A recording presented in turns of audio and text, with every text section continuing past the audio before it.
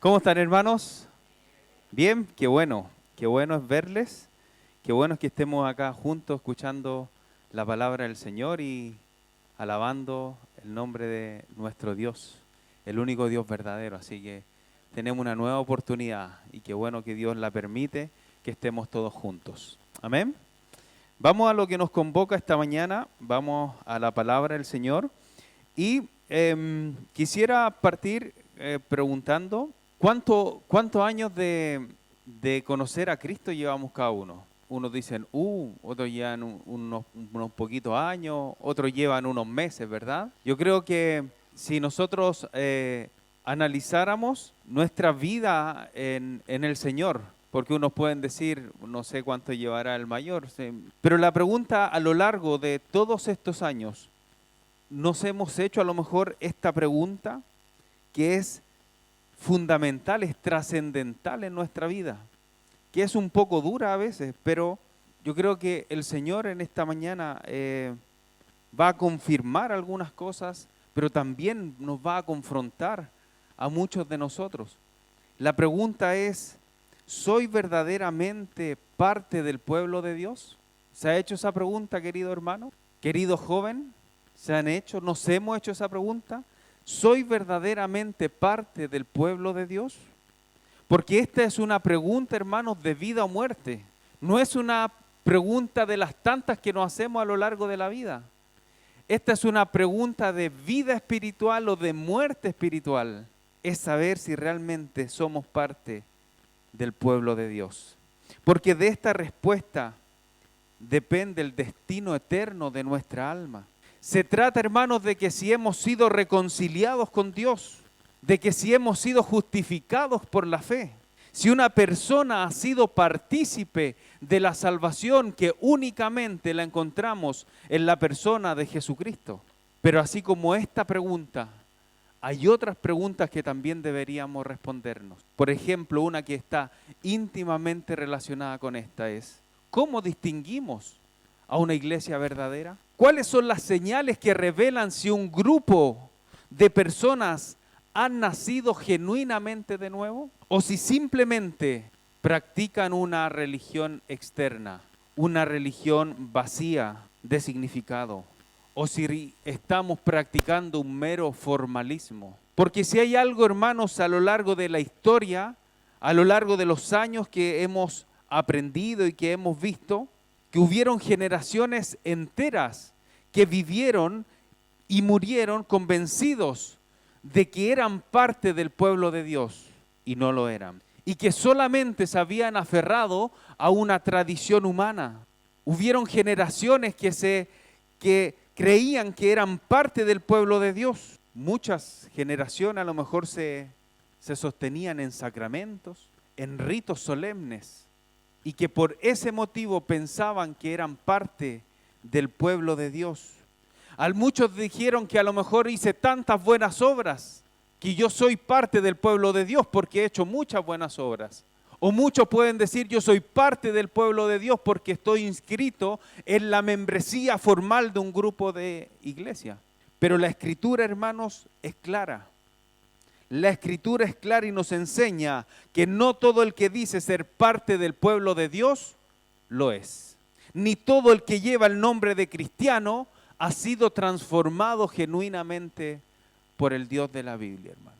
Recuerdo al escribir esto, recuerdo cuando niño, mi abuela era adventista y justamente, constantemente nos decía que estábamos, porque mis tíos evangélicos, ella adventista, de que nosotros no íbamos a ir al infierno. Ustedes se van a ir al infierno. Esas eran palabras, así de cariñosa era mi abuela. Se van a ir al infierno porque ustedes no guardan el sábado, no guardan el día de reposo. Se van a ir al infierno, le decía a mi papá, porque un día sábado hizo un asado de cerdo, de un costillar. Y usted se va a ir al infierno, hombre, le decía, con una cara media desfigurada, le decía.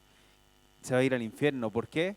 Porque come del animal inmundo. Y esto lo viví hace, no sé, 20, 30 años atrás o 20 y tantos años atrás. Pero esto, como le decía, ha ido a lo largo de generaciones, hermanos. Muchas personas que decían, yo soy parte del pueblo de Dios porque yo cumplo ciertos ritos, porque yo hago estos sacramentos, los cumplo a cabalidad. Y esto no es algo que está ocurriendo hoy en día, ha ocurrido por siempre, hermanos. De hecho, ya en el primer siglo, cuando la iglesia de Dios había instituido acá, cuando estaba naciendo, cuando esta iglesia estaba creciendo en el Señor, ya en esta primera etapa habían ciertas voces que perturbaban a la iglesia local de aquel entonces. Enseñando, muchos de estos hombres enseñaban que Cristo no era suficiente.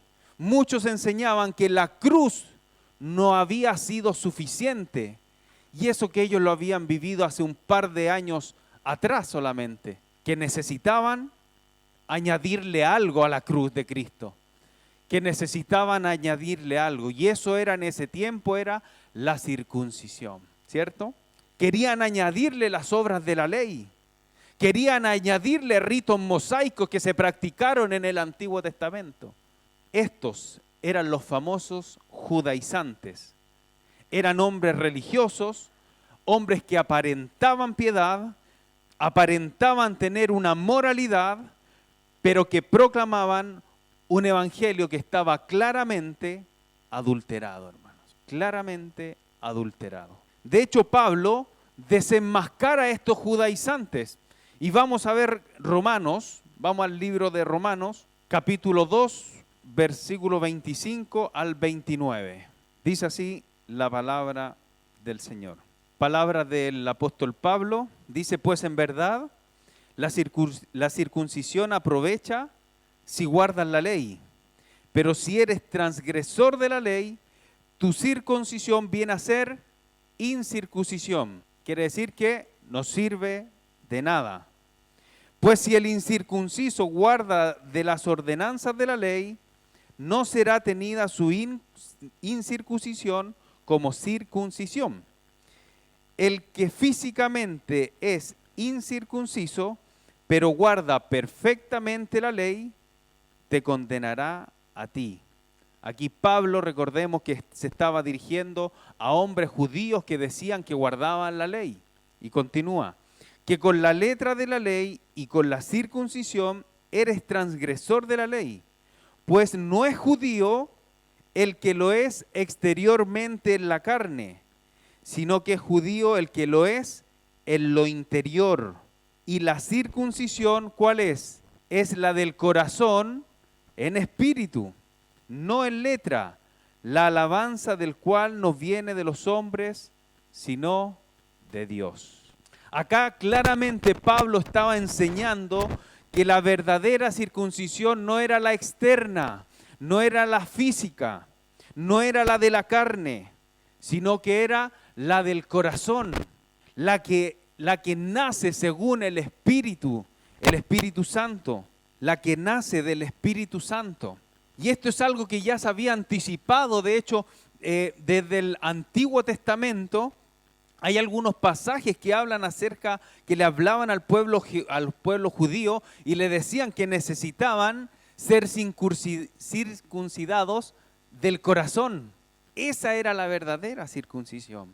A los ojos de los hombres, estos hombres judaizantes, hermano, eran hombres intachables. Eran hombres irreprochables. Pero había un punto, que estos hombres eran legalistas delante de los ojos de Dios. En el judaísmo, hermanos, la circuncisión representaba la incorporación religiosa de un niño varón al pueblo judío. Eso era la circuncisión. ¿Y esta cuándo se realizaba? A los 8 días de nacido. Ahora, obviamente, cuando un niño no tenía facultad de decidir si lo circuncidaban o no, era una decisión que tomaban los padres y el pueblo. El niño no tenía la facultad de decidirlo, porque ya se consideraba que este niño ya se había ambientado al mundo exterior, ya había resistido, en definitiva. Pero también había un punto que por qué lo hacían en esta época o a estos días, porque ya había vivido un sabbat, ya había vivido este niño un día de descanso, ya había vivido un día de adoración, porque el Sabbat, justamente cuando me recordaba yo con este evento de mi abuela, era el día de adoración semanal del pueblo judío. Por ende decían, este niño ya pasó este periodo, ya tuvo estos 8 días de vida y además ya pasó un Sabbat, así que ahora lo podemos circuncidar. Ahora, ¿qué representaba en esa época? ¿O qué representa? Porque aún se practica en el pueblo judío. Expresaba la consagración, expresaba la pureza, expresaba el compromiso de vivir bajo la ley. Eso era lo que el rito que implantaban estos judaizantes desde los inicios de la iglesia en el primer siglo. Pero Pablo acá enseña que este tipo no es la circuncisión la que necesitamos. No es esta la circuncisión que necesitamos, hermano. No es la externa, no es la física, sino que la verdadera circuncisión es la del espíritu, es la del corazón, guiada por el Espíritu Santo. Y Pablo hace hincapié que estas personas no eran parte del pueblo de Dios, porque su corazón seguía intacto, hermanos. Su corazón seguía endurecido. Cumplían un rito que decía que esto era pureza, que era un símbolo de santidad, pero su vida seguía siendo la misma. Nunca hubo un cambio de actitud en estas personas. Por ende, Pablo dice, estas personas no son parte del pueblo de Dios, porque no había sido transformado por el Espíritu de Dios. Y por este engaño, por esta situación que estaba ocurriendo en la iglesia del primer siglo, Pablo se dirige específicamente a ellos, a estos judaizantes, y les responde. Y esta respuesta lo vamos a ver en Filipenses capítulo 3, verso 3. Va a ser el texto que vamos a estudiar esta mañana. Filipenses capítulo 3, versículo 3. Y Pablo acá con palabras firmes a estos hombres les dice, porque nosotros somos la circuncisión, los que en espíritu servimos a Dios y nos gloriamos en Cristo Jesús, no teniendo confianza en la carne. Y acá podemos ver algunas marcas, cosas que podemos identificar acerca de una iglesia verdadera. Por ejemplo, podemos ver de este texto que es la devoción en el Espíritu, la delicia de vivir en Cristo y la desconfianza de no vivir en la carne. Y vamos a examinar en esta mañana el primer punto, que es la devoción en el Espíritu, hermano. Y la intención de hacer esto, que el Señor confirme a los suyos, pero también confronte a aquellos que no son parte del pueblo de Dios y dicen que sí lo son. Que el Señor nos ayude, hermanos. Y para esto vamos a leer desde el versículo 1 al versículo 3 de Filipenses capítulo 3. Filipenses capítulo 3, vamos a leer del versículo 1 al 3, pero nos vamos a centrar en el versículo 3. Dice lo siguiente: así por lo demás, hermanos, que acá está escribiendo el apóstol Pablo, dice, gozaos en el Señor. A mí no me es molesto escribiros las mismas cosas, y para vosotros es seguro. Mire, dice, guardaos de los perros, guardaos de los malos obreros, guardaos de los mutiladores del cuerpo, porque nosotros somos la circuncisión, los que en espíritu servimos a Dios y nos gloriamos en Cristo Jesús, no teniendo confianza en la carne. Pablo dice acá, lo que distingue a una iglesia verdadera es su devoción, es la devoción a Dios por medio del Espíritu Santo. Pablo nuevamente dice, porque nosotros somos la circuncisión en el Espíritu. ¿Qué hacemos? Servimos a Dios. Hermano, porque todos nosotros los seres humanos somos adoradores por naturaleza. Si no adoramos a Dios, vamos a adorar otra cosa, porque es nuestra esencia. Pero también debemos entender que no toda adoración es aceptable delante de los ojos de Dios. No porque somos adoradores por naturaleza, podemos adorar cualquier cosa. No toda adoración es aceptable delante de los ojos de Dios. No es aceptable delante de los ojos de Dios una devoción impulsada por la cultura, una devoción impulsada por la tradición, como ocurría en el Antiguo Testamento. No es aceptable una devoción que está impulsada por el temor o por la culpa o por la búsqueda de experiencias místicas a lo mejor, o por la necesidad de ser aceptado por otros. Porque todo eso, hermanos, es vano delante de los ojos de Dios.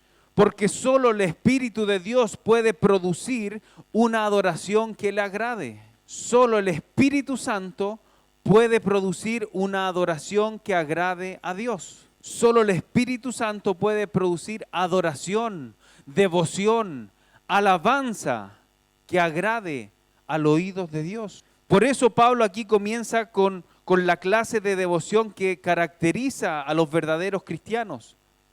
Y utiliza un término griego en el versículo 3 y que en nuestras versiones la podemos ver como es servimos. No es el verbo más común para adorar, es algo mucho más profundo que eso, sino que es un verbo que describe un servicio sacerdotal en el tabernáculo. A ese tipo de servicio, a ese tipo de adoración se refiere acá el apóstol Pablo cuando utiliza la palabra servimos. Es un servicio que requiere una entrega profunda. Es un servicio que implica una reverencia delante de Dios.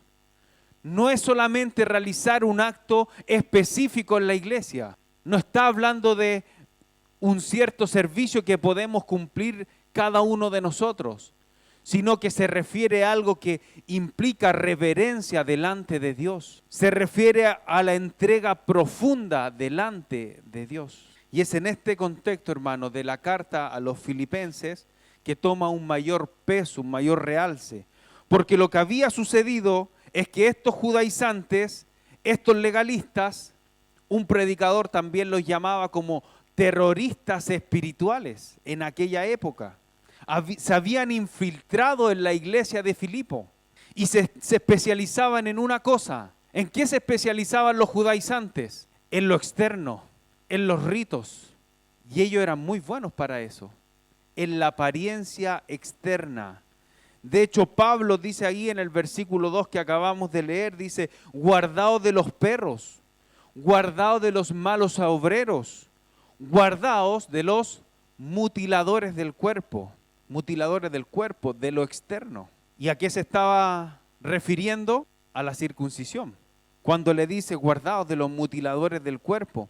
Entonces estos hombres se habían infiltrado, eran buenos en lo que respecta al ámbito ritual, eran buenos para los ritos, pero no eran buenos, no hacían lo correcto respecto al aspecto espiritual de las cosas. Ellos no se daban cuenta de que en realidad todas las sombras que habían sido presentadas en el Antiguo Testamento ya habían llegado y su nombre era Jesucristo. Estaban pasando por alto el sacrificio de Cristo. Por eso al inicio decía, falta algo, no era suficiente. Ellos estaban infiltrando en la iglesia, dando enseñanzas de que faltaba algo, de que Cristo no había sido suficiente, que la cruz de Cristo le faltaba algo y ellos querían infiltrar que faltaba la circuncisión. Y cuando llega Cristo, ahora todo aquel que ha sido regenerado por el Espíritu de Dios, todos aquellos que han sido unidos a Cristo, pueden rendir una adoración verdadera, una devoción verdadera. Puede rendir alabanza a Dios donde sea, sin necesidad de un templo, sin necesidad de sacerdotes terrenales, sin necesidad de un altar, sin necesidad de sangre del Cordero. ¿Para qué? Para que limpiase los pecados. Hermanos, la clave está en una transformación interna. Para que haya devoción verdadera, debe existir una transformación genuina de nuestro corazón. Lo repito, hermanos, para que exista una transformación interna en nuestras vidas, para que exista la verdadera devoción delante de Dios, debe existir una transformación genuina de nuestro corazón. Y esto acá nos enseña que la devoción, hermanos, no se trata de un asunto de labios, no se trata de lo que yo digo, no se trata de la música que cantamos, no se trata de las luces, no se trata del espectáculo que se pueda montar. La verdadera adoración comienza con un corazón transformado por el Espíritu Santo. Hermanos, la verdadera adoración y devoción delante de Dios no se trata de asistir a un programa dominical. Con esto, para nada quiero decir que no es necesario congregarse. Pero no se trata de cuántos domingos asisto a la iglesia. La verdadera devoción interna va mucho más allá que esto. Eso es lo externo. Si no se trata de vivir con un altar encendido en nuestro corazón día tras día, día tras día. Porque la devoción, hermanos, no se mide por la forma, no se mide por el ambiente que se genera. Se mide por una conciencia viva de la majestad de Cristo en cada uno de nosotros. Y esto, hermanos, es lo que marca, es lo que traza la línea de una iglesia verdadera, de una iglesia falsa. La devoción verdadera hacia Dios. Hermanos, la verdadera devoción delante de Dios es lo que traza lo que es una verdadera iglesia. Porque, hermanos, si nosotros queremos ver ejemplos, los tenemos. Veamos la iglesia católica. Tiene un sacerdocio humano, tiene altares, tiene imágenes, tiene inciensos, tiene campanas, pero no tiene vida. Está muerta espiritualmente. Entonces, ¿es una verdadera devoción delante de Dios? Si ellos cumplen, mire, tienen rituales, tienen sacramentos que cumplir. Y la gente los cumple o no, pero es una iglesia muerta espiritualmente hablando. Hermanos, si vemos el Islam, hermanos, ellos recitan 5 oraciones al día. Tienen ritos como el Ramadán, hacen peregrinación hacia la Meca, pero sin comunión con Dios. Si vemos el judaísmo, como estaban estos hombres, ellos conservan el calendario, ellos conservan las fiestas, ellos conservan el Sabbat, conservan las tradiciones, oran 3 veces al día y aún sigue vigente el rito del Brit Milá, que es la circuncisión.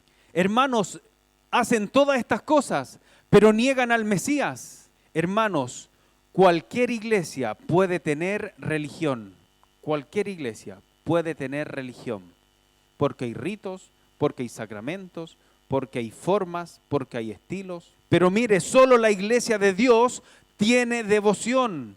Solo la iglesia de Dios tiene vida a través del Espíritu Santo. Solo la iglesia de Dios, hermanos. Por eso dice Pablo, la verdadera devoción es la del corazón en el Espíritu.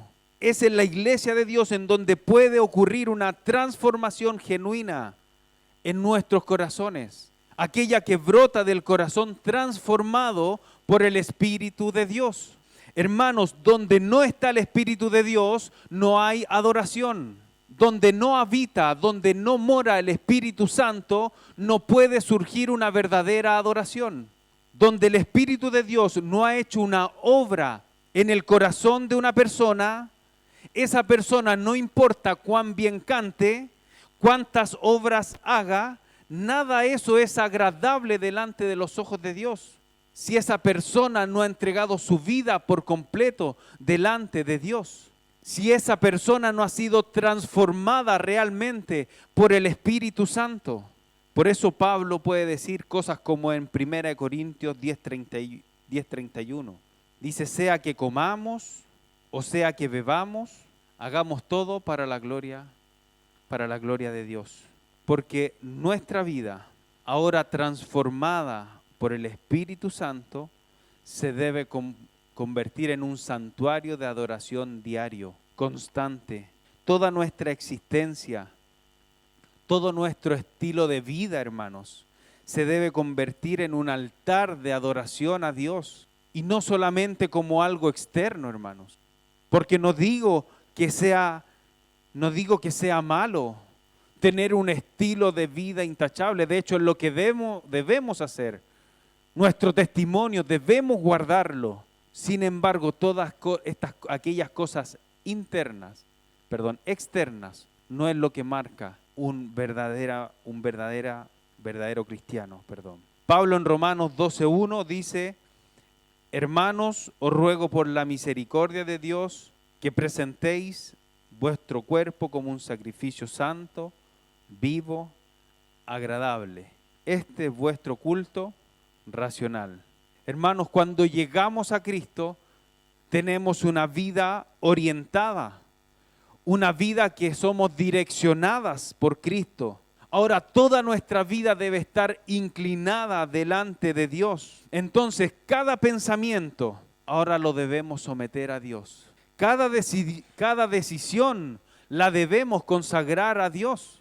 Cada acto se debe transformar en un acto de devoción, porque la verdadera devoción no nace de un deber, sino de un deleite incontenible de haber sido regenerado, transformado una vez y para siempre por el Espíritu de Dios.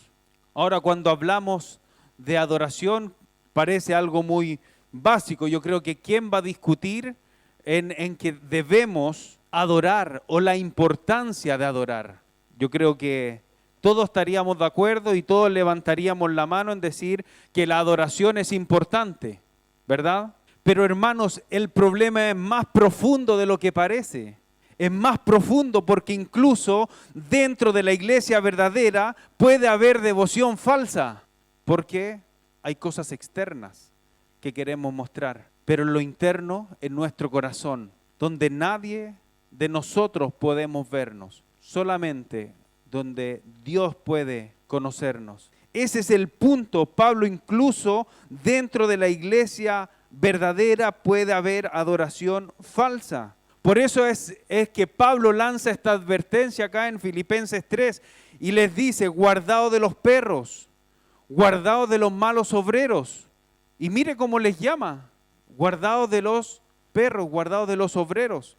No los llama herejes, aunque lo eran. No los llama apóstatas, aunque lo eran, sino que los llama obreros, perros. Mire, estas eran personas activas dentro de la iglesia. Estas serían personas que estaban involucradas dentro de la iglesia de Filipo. Ocupaban lugares visibles de servicio y lo hacían, hermanos, con una entrega aparente. Pero por dentro, dice Pablo, estas personas eran malas. Eran malos porque su obra no nacía del Espíritu, no nacía de un corazón regenerada por el Espíritu Santo, sino que nacía de la carne. Y les llama obreros. Cuidado de estos malos obreros. Romanos 14:23 dice que todo lo que no proviene de la fe es pecado. Todo, no solo algunas cosas. Todo lo que no proviene de la fe es pecado. Estos hombres tenían una devoción externa, era genuina, servían con sinceridad, pero su corazón, hermanos, todavía estaba en tinieblas. Su corazón estaba alejada del Dios vivo. Su corazón estaba endurecido, hermano. Tenían un corazón endurecido. ¿Y endurecido a qué? A las cosas de Dios. Vivían un evangelio adulterado. Y esto confirma una vez más que la verdadera adoración es interna más que externa. Hermanos, no basta con cumplir deberes religiosos. No basta. Un cristiano verdadero, hermano, no se define por cuántos domingos asiste a la iglesia. No nos definimos, hermanos, por cuántos himnos o cuántas alabanzas nos sabemos. Los verdaderos cristianos se distinguen por un corazón que adora a Dios en verdad. Esa es la manera, en espíritu y en verdad. Eso es lo que diferencia a un verdadero hijo de Dios. Eso es lo que diferencia a un hombre, una mujer, un joven que ha sido regenerado por Dios. Eso es lo que diferencia a un hombre, una mujer, un joven que que ha sido justificado por Cristo. Santiago dice en el capítulo 1, verso 27, dice: la religión pura y sin mácula delante de Dios el Padre es esta: visitar a los huérfanos y a las viudas en sus tribulaciones. Y mire lo que dice: y guardarse sin mancha del mundo. La religión pura y sin mácula delante de Dios el Padre es esta: visitar a los huérfanos y a las viudas en sus tribulaciones y guardarse sin mancha del mundo. Sin mancha, hermano. O sea, mire, hermano, uno puede leer la Biblia, uno puede orar, uno puede servir, uno puede predicar y aparentar reverencia delante de otras personas. Podemos hacer todas las cosas dentro de la iglesia y aparentar exteriormente reverencia delante de Dios. Pero nuestro corazón sigue endurecido, hermanos. Nosotros podemos mostrar una reverencia aparente domingo tras domingo sentados acá, cantándole al Dios, pero nuestro corazón está endurecido a las cosas de Dios. Pero nuestro corazón sigue en las cosas del mundo, hermano. Y eso es una religión externa. Eso es una religión vacía. Y el Señor nos quiere confrontar, hermanos, que vivamos de acuerdo a lo que nos dice la palabra de Dios. La verdadera circuncisión es la interna, hermanos. La del corazón transformado. No lo que hacemos exteriormente. Pero si el corazón de esa persona no está rendido completamente a Dios, Dios no se agrada. Porque Dios no mira lo que mira el hombre. Dios mira el corazón. Tú y yo, hermanos, podemos creer que Jesús es el Cristo, pero los demonios también creen. Hermanos, podemos confesar que Dios es uno. Podemos creer en la Trinidad, pero los demonios también creen. ¿Qué es lo que nos diferencia? Podemos estar tan lejos del cielo como lo están ellos. No es, hermano, la información la que nos salva. Lo que salva es una fe genuina de nuestro corazón, guiada por el Espíritu Santo. Mire, un predicador dijo lo siguiente, no voy a decir el nombre porque es gringo y ¿para qué? ¿Cierto? Cuando uno es un predicador que lo conoce, pero Pero dice lo siguiente: un fuego pintado no puede dar calor, ni el cuadro de un banquete puede satisfacer el hambre, ni una religión formal puede producir paz en el corazón. Podemos engañarnos. Joven, puedes engañar a tus padres. Podemos engañar a nuestros amigos. Podemos engañar a tu esposa, a tu esposo. Podemos engañar a nuestro pastor. Pero tú y yo no podemos engañar a Dios, hermano. Y tengamos cuidado con eso, que delante de Dios estamos desnudos, hermano. A Dios no hay nada que le podamos ocultar. No hay nada oculto delante de los ojos de Dios, hermanos. No hay nada oculto. De hecho, lo dice acá el Salmo 94:9. Dice: el que hizo el oído no oirá, el que formó el ojo no verá. Obviamente, hermanos. Claro que todo lo ve, claro que todo lo conoce. No hay nada secreto delante de Dios. Dios conoce las intenciones de nuestro corazón. Y un día Él juzgará todo por medio del Señor Jesucristo, hermano. Y aquel día, hermanos, no importa cuánta religiosidad externa hayamos tenido, si no hay un cambio de corazón interno producido por el Espíritu de Dios, eso no nos consolará. Si no queremos ser avergonzados en aquel día, es ahora que debemos rendir nuestro corazón a Dios. Debemos entregar hoy mismo nuestra vida por completo al Señor, hermanos. Pidámosle a Dios que nos dé un corazón nuevo, no solamente más ganas de servir, no solamente más deseo de venir a la iglesia, que nos dé un corazón nuevo, que nos transforme realmente. Necesitamos ser transformados por Dios. Y eso es algo que usted y yo no podemos hacer.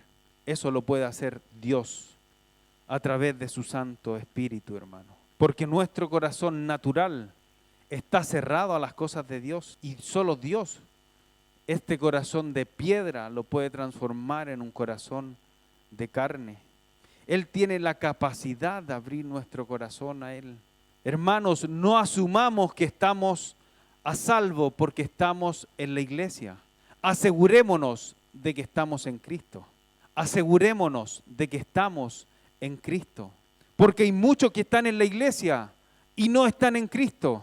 Hay muchos que están y que son miembros de la iglesia, pero podemos estar muertos espiritualmente hablando. Entonces, hermanos, consideremos el inmenso peligro en el que nos podemos encontrar. Y es tiempo de arrepentirnos de nuestro pecado. Es tiempo de pedirle a Dios que nos limpie. Recordaba un poco al pueblo de Israel con esta situación. ¿Qué fue lo que hizo Israel? Llevó el arca a la guerra, ¿verdad? Llevó el arca al campo de batalla, pensando y dijeron, llevemos el arca al campo de batalla, porque pensaban que el arca le iba a dar la victoria, porque vamos a llevar el arca, y terminó perdiendo, porque la devoción del pueblo de Israel era un mero formalismo, era algo externo, porque hermanos, ellos honraban el arca, pero no honraban al Dios del arca, y así puede estar nuestro corazón. Correcto por fuera, pero corrompido por dentro. Si este es nuestro estado, vamos a Cristo, hermano. Aún estamos a tiempo. Aún estamos a tiempo si esta es nuestra condición. No nos conformemos, hermanos, de asistir a la iglesia. No nos conformemos con el servicio que prestamos. Clamémosle a Dios en lo secreto de nuestro corazón y pidamos que Él renueve nuestras vidas, que nos dé la convicción y la seguridad de que verdaderamente estamos en Cristo. Nuestra devoción a Dios se demuestra por el grado de obediencia que le tenemos a Él a través de su palabra. Nuestra devoción se demuestra a través del temor reverente delante de Dios, teniendo dominio propio y saber decir que no a todos aquellos que nos aparta de Dios. Decir que no a todo aquello que ofende a Dios, a todo aquello que nos separa de Dios. Debemos ser fieles a Dios en todo momento. No cedamos a la tentación, hermanos. No negociemos con el pecado. Arranquémonos, huyamos del pecado, resistamos, demos la pelea. No nos deslicemos fácilmente. Para tener devoción delante de Dios es indispensable una vida de oración. Una vida de oración constante, permanente.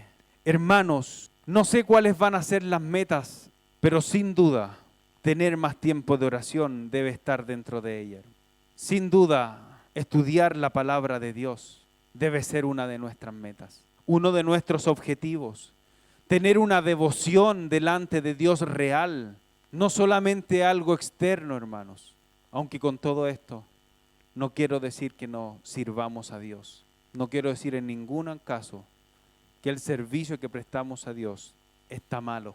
Pero sí, hermanos, debemos analizar nuestra conducta, cómo está nuestro corazón, cómo está nuestro interior, cómo está nuestra relación con Dios, cómo está nuestra vida de devoción delante de Dios. Debemos estudiar la palabra, hermanos. Debemos nutrirnos de la palabra de Dios. Debemos estudiarla a solas, pero también debemos estudiarla en grupo, hermanos. Hermanas, a muchas no se les vio en la reunión de mujeres este año. Muchas mujeres no asistieron regularmente. Ese debe ser un compromiso para el próximo año. Estar con el grupo de mujeres, estudiar juntas la palabra. Hermanos, a varios no le vimos este año en el grupo de varones. Debiese ser una de las metas, que nos juntemos como grupo de varones a estudiar la palabra, a animarnos unos con otros, a orar por las dificultades del otro. Jóvenes, sigan fieles en el Señor. Una de las metas, hermanos, debe ser congregarnos regularmente y no que el congregarnos sea algo ocasional. No debe ser algo que Si no ocurre esto, no ocurre esto otro, más esto otro, y la suma de todo esto, ya, se dio todo esto, así que hoy día vamos. No, hermanos. El congregarnos debe ser una prioridad para nosotros los hijos de Dios. Invito a mi hermano a repartir los símbolos, por favor. Hermanos, una vida de devoción no se consigue a solas. Una vida de devoción no se consigue aislado del cuerpo. Se consigue con el cuerpo, con la iglesia, animándonos unos con otros, creciendo juntos, pasando tiempo juntos. Hermanos, la plenitud en Cristo no se alcanza aislada del cuerpo. La marca o una de las marcas de la verdadera iglesia es una verdadera devoción. Una verdadera devoción a Dios. Hoy en día se utiliza mucho, yo me congrego en una iglesia bíblica, ¿cierto? Dicen, yo asisto a una iglesia de sana doctrina. Pero un profesor de hermenéutica decía, una buena ortodoxia debe ir acompañada con una buena ortopraxis. ¿Qué quiere decir esto? La ortodoxia, una sana doctrina o una correcta enseñanza, debe ir acompañada sí o sí de la práctica correcta de lo que se cree. O en otras palabras, ¿de qué sirve tener una sana doctrina si no vamos a tener una correcta práctica de nuestra fe? Si no vamos a llevar a la práctica lo que hemos aprendido. ¿De qué sirve tener una sana doctrina si voy a vivir en desobediencia? ¿De qué sirve si voy a vivir conforme se me dé la gana? Con esto no quiero decir que no tengamos que tener una sana doctrina. Pero sí, hermanos, no podemos vivir si tenemos las directrices claras en nuestra vida, si tenemos las directrices claras de lo que se enseña la palabra del Señor en este lugar, entonces debemos llevarlo a la práctica. No solamente debe quedar en el conocimiento, eso se debe reflejar en nuestro día a día, esto se debe reflejar en nuestra conducta, en la manera en cómo procedemos, cómo actuamos. Una iglesia verdadera está marcada por miembros que practican su fe día tras día, aún con las luchas que tenemos cada uno, aún con las dificultades, aún con los temores, miedos. Quizás todos lidiamos con algo, hermanos. Estoy convencido de eso. Yo creo que cada uno de nosotros tiene que lidiar día tras día con una situación. Cada uno de nosotros tiene que luchar con algo. Tiene desafíos que superar. Tiene una situación familiar, una situación laboral, una situación de una enfermedad a lo mejor. O póngale ahí con la situación que usted lucha día tras día.